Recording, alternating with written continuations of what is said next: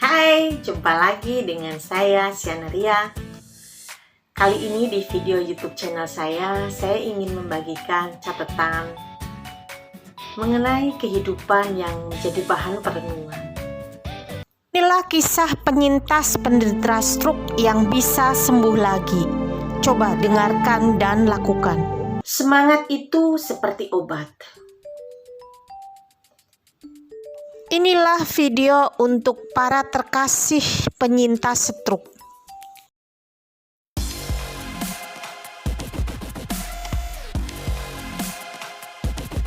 Menurut dokter, penyakit GBS ini memang tidak bisa disembuhkan.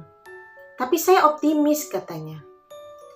Harapan untuk kembali normal masih ada dibanding dengan serangkaian stroke yang pernah saya alami 10 tahun lalu.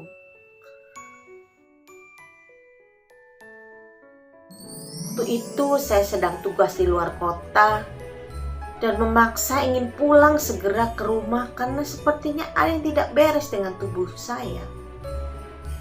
Badan saya lumpuh sebelah, tangan tidak bisa digerakkan. Astaga, saya kena stroke. Tapi saya tidak bisa segera pergi ke dokter begitu saja. Saya harus pulang dan ketemu keluarga dulu. Jadi setelah sampai ke rumah, saya pandang anak bungsu saya yang masih kecil dan berkata dalam hati, aku tidak mau jadi orang cacat.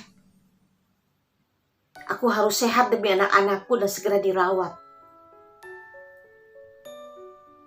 Semangat hidup itu untuk melihat anak-anak tumbuh besar dan tidak mau menjadi cacat.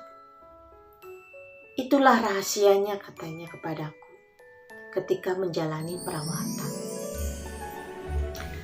Saya terharu mendengarnya. Rasanya sederhana sekali.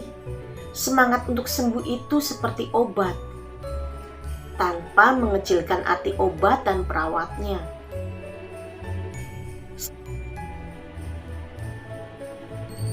Selanjutnya cerita bergulir pada saat-saat perawatan pasca stroke di bangsal rumah sakit. Hanya seminggu dia terbaring di sana. Dia bersikeras untuk melatih tubuhnya berjalan dan beraktivitas kembali walaupun dengan susah payah.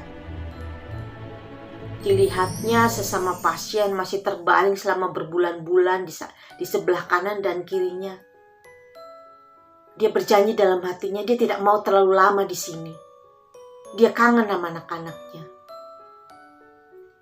Sampai teman-teman sebangsalnya begitu heran, terutama kepada keluarga yang menunggunya. Mereka melontarkan pertanyaan, bagaimana bapak ini bisa cepat sembuh? Tanya teman sebangsalnya. Kemudian dengan tenang dan enteng dia mengatakan, penyakit itu bukan untuk dikasihani. Dia harus dilawan dengan semangat untuk sembuh. Dan sejak saat itu, dia tidak pernah kembali ke rumah sakit dan bisa kembali bekerja secara normal. Luar biasa.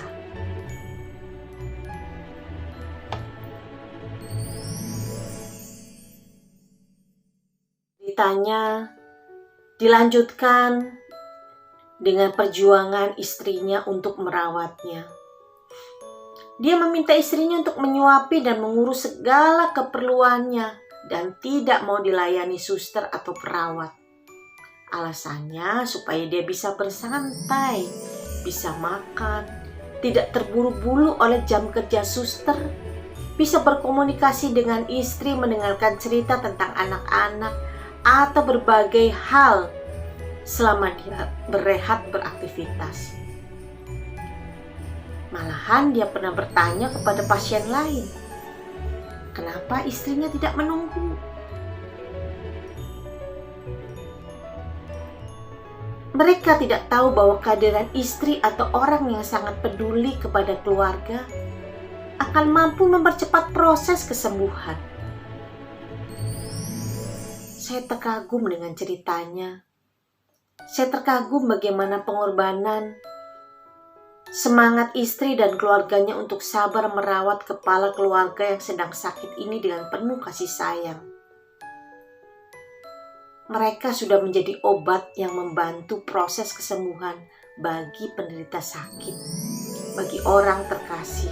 Katakan bahwa komunikasi yang terbatas yang dimiliki oleh penderita stroke kerap kali membuatnya merasa marah, emosi berlebihan.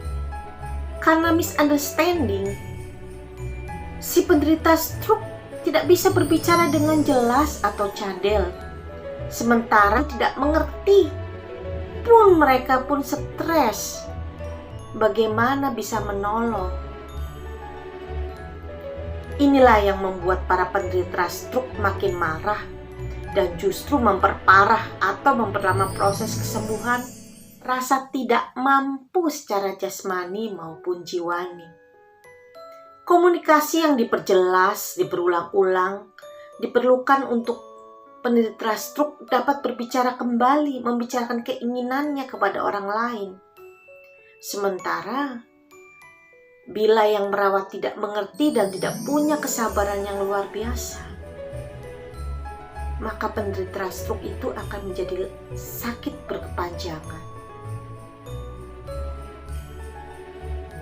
Proses kesembuhan itu tidak sederhana bermodal semangat saja. Karena seorang yang sakit membutuhkan waktu dan orang lain untuk melewati proses setiap step langkah kesembuhan, terutama keluarga dan orang yang dicintai. Melewatkan bersama-sama masa kritis, beradaptasi dengan kondisi sakit, menjalankan terapi, membutuhkan dorongan dan semangat dari orang-orang tersayang agar menambah semangat kesembuhannya. Dalam keadaan sakit, penderita harus menerima penyakitnya, mencari jalan keluar penyembuhan bersama keluarga. Di sini diperlukan kerjasama keluarga untuk bisa mendorong si sakit segera mencari pemulihan diri. Perdamaian dengan diri sendiri untuk menerima ketidakmampuan akibat sakit dan meminta pertolongan orang, terutama keluarga atau teman yang bisa menemani selama proses kesembuhan adalah tindakan yang harus diambil. Menyesali diri, kondisi, apalagi menangisi tidak akan pernah bisa menyelesaikan masalah. Justru ketekunan dan kesabaran selama proses pengobatan dan terapi membutuhkan waktu yang tidak sebentar. Komunikasi harus terus berjalan agar penderita dan penjaga bisa menciptakan proses kesembuhan yang terus dipantau. Dari cerita ini kemudian saya menyimpulkan bahwa Tuhan tidak memberikan penderitaan, ujian, atau cobaan melampaui kekuatan manusia. Persoalannya adalah tentang keputusan yang harus dipilih bagi penderita sakit atau keluarga untuk menyerah atau melawan. Tidak ada yang mudah melewati masa-masa kritis dan berat tanpa bantuan orang lain yang peduli dan mencintainya.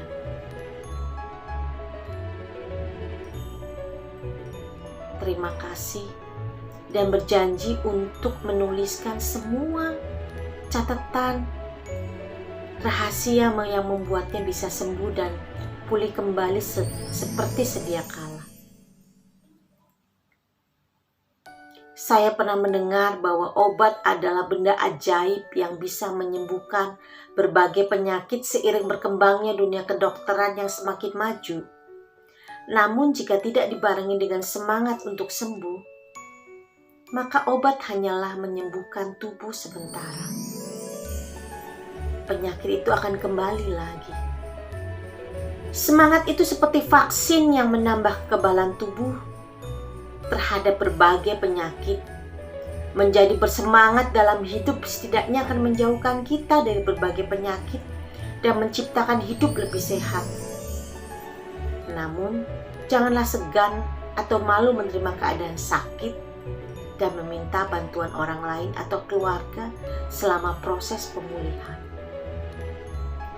Menjadi sakit mungkin bukan pilihan, Tetapi menjaga kesehatan adalah pilihan dan tindakan yang bijaksana.